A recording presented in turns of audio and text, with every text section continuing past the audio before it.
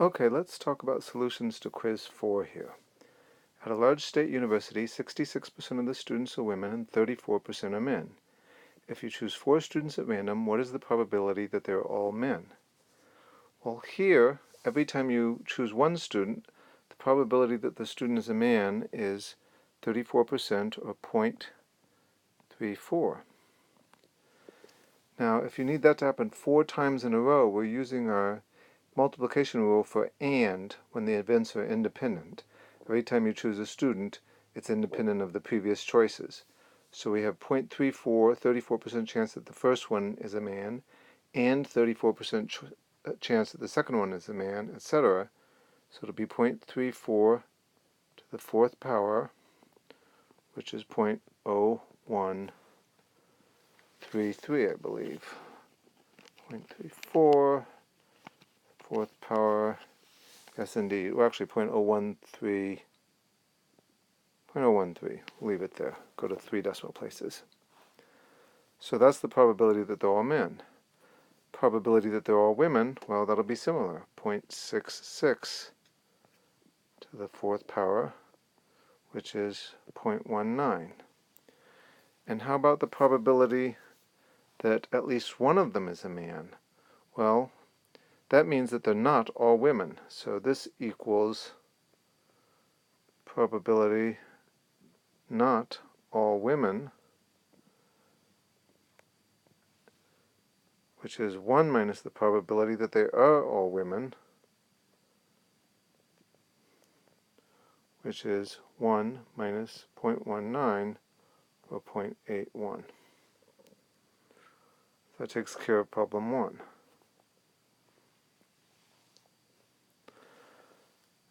This one I hoped was pretty easy. The first one just says, what's the z-score? The mean is 160. Standard deviation is 40. The z-score formula is the observed, the x, minus the mean over the standard deviation. So it's just 210. That's the x, the number we're interested in, minus the mean, 160, divided by 40, and that's 1.25. Now, what if the z-score is negative 1.5? What's the purchase size? What's the x? So, 2 ways of thinking about it. One is to set up an equation. X minus 160 over 40 equal negative 1.5. And then solve that equation for x. Another way to think about it is that what does this mean? This means that the x we're interested in is 1.5 standard deviations below the mean. So 1.5 standard deviation is 40. So 1.5 times 40 is 60, so the x we're interested in is 60 below the mean, which is exactly what happens if we solve this equation. If we multiply both sides of this equation by 40, we get x minus 160 equals 40 times negative 1.5 equals negative 60.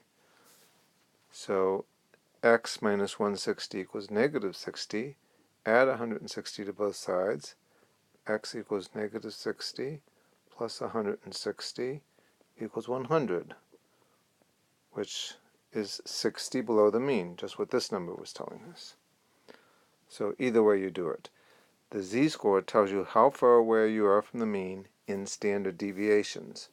So this z-score says we're 1.5 standard deviations, 1.5 standard deviations below the mean. Now the university in the first problem has 10,000 students.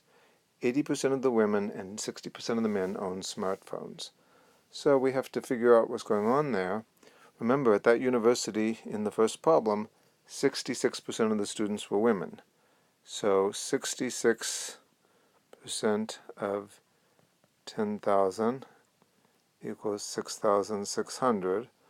So there's 6,600 women at the university. 80% of them own smartphones.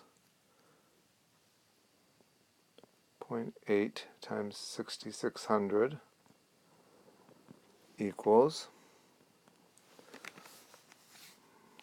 8 times 6,600 equals 5,280. So there's 6,600 women at the school. 5,280 of those own smartphones. For the men, 34% of 10,000 equals 3,400. 60% of them own smartphones, so 60% or 0.6 times 3,400. Well, put that in your calculator and get 2,040. So of all the students at the school, 5,280, those are the women, plus 2,040, those are the men. So that's a total of 7,320 own smartphones.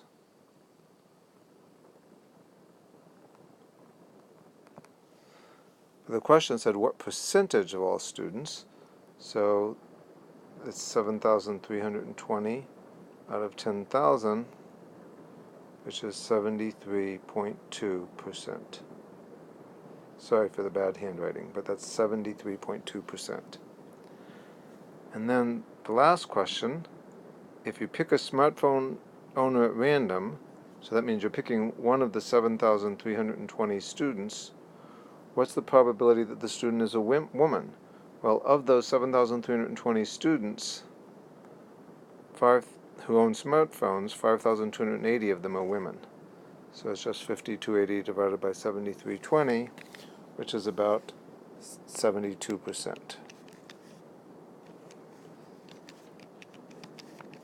Yep. So about 0.72.